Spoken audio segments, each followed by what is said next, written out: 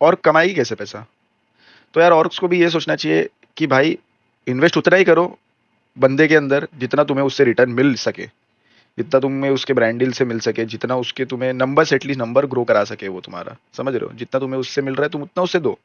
इसलिए तो आज के टाइम पे इंडिया में ऑर्ग्स एकदम वो हो चुकी है, समझ रहे हो, कि उनके पास पैसे ही नहीं बचे, क्योंकि उन लोग ने इतना पैसा बहा दिया कि भाई ये बंदा तो मुझे चाहिए ही चाहिए, मैं इसको कितना पैसा चाहिए मैं उतना दूंगा।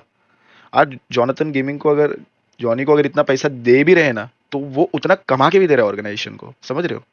तो वर्थ है उसको पे करना, क्योंकि वो कमा के देगा, समझ रहे हो?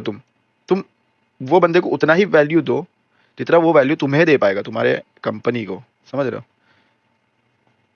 क्या वो एक 1v4 करेगा या क्या वो एक एमवीपी बनेगा तो उससे तुम्हारे ऑर्गेनाइजेशन को पैसा आ रहा है?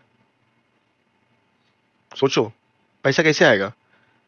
जो वो यूट्यूब करेगा, जो वो क्लच कर रहा है, एमवीपी बन रहा है, एमवीपी बनने के बाद उसने वो चीज़ को कन्वर्ट किया अपने यूट्यूब ऑडियंस में।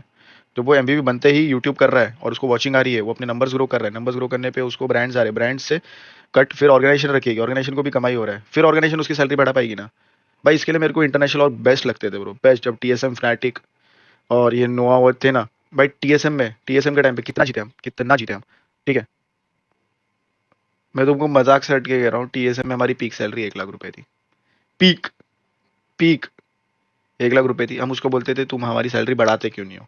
वो टाइम पे टीएसएम का जो मैनेजर था वो बाहर कंट्री का मैनेजर था, ठीक है, बाहर कंट्री से था, वो यूएसए से था ऑब्वियसली।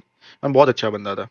तो वो हमें ना एकदम प्यार से समझाता था, हम नए थे, एकदम प्यार से हमको समझाता था पूरे लॉस के साथ, पूरे कॉन्ट्रैक्ट के साथ, कि आप जितने एक ऑर्गेनाइजेशन के कमा के दोगे, ठीक है, जितना तुम एक ऑर्गेनाइजेशन को कमा के देते हो, ठीक है, उसका 30 या 40% ऐसे कुछ तो एक कट था, 40 या 50%, उसमें से हम, तुमने जितना कमा के दिया प्रॉफिट, उसमें से 40 या 50% हम साइड में रखते हैं as your salary, divided by 5, divided by 4 जितने प्लेयर से, और बाकी जो ऊपर का है वो और का प्रॉफिट, ऑब्वियसली उनका प्रॉफिट रहेगा ना वो। और चलेगी कैसे फिर? उनको लाइट बिल भी तो भरना है, उनको खाने के भी तो पैसे देने हैं, उनको राशन भी तो लाना है। कितना सिंपल है, कितना सॉर्टेड है। इस हिसाब से ऑर्ग भी चलेगी और प्लेयर्स के एक्सपेक्टेशंस भी नहीं बढ़ेंगे, जो सैलरी उनको मिल रही है वो भी खुश है। आई डोंट थिंक सो कि भैंचोद कोई चूती को भी पता होगा कि अगर मिलिट्री उतर रहे हैं तो टावर छोड़ दो, तो ऐसा नहीं होता है।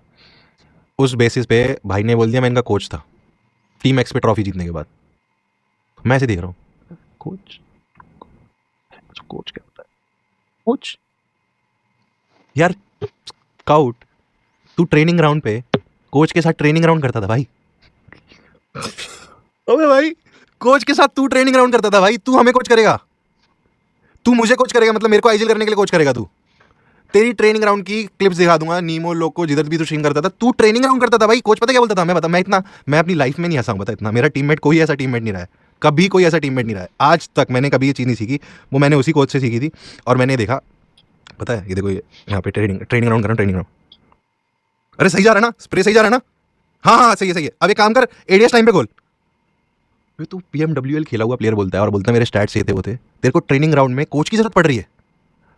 ये तो मतलब जो नेपोटिज्म होता है ना, मतलब एक्टर्स के बच्चे भी होते हैं ना, उनको भी एक्टिंग कोच लगता है।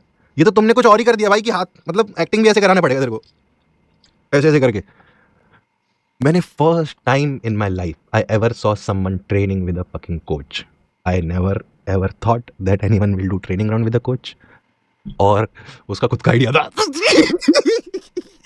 अरे भाई, उसने खुद डिसाइड करा था उसको ट्रेनिंग ग्राउंड करना है कोच के साथ। मे बी उसको खुद नहीं लग रहा था या जो भी था, रूट बना के मेरे को एक यार देखो यार लॉन्डो, बट तुमको जितनी 100 बात की एक बात बोलूं, मैं जितना मावी के साथ रहा हूँ स्टार्टिंग से लेकर अभी तक, मेरे को वो मेरे जैसा लगता है, जो है कह देता है मुंह पे, ठीक है, वो नहीं करता। और तुम्हें ऑनेस्ट मानो ना मानो, कोई साइड लेने की बात नहीं, क्या बट कहते लौंडा हैं अच्छा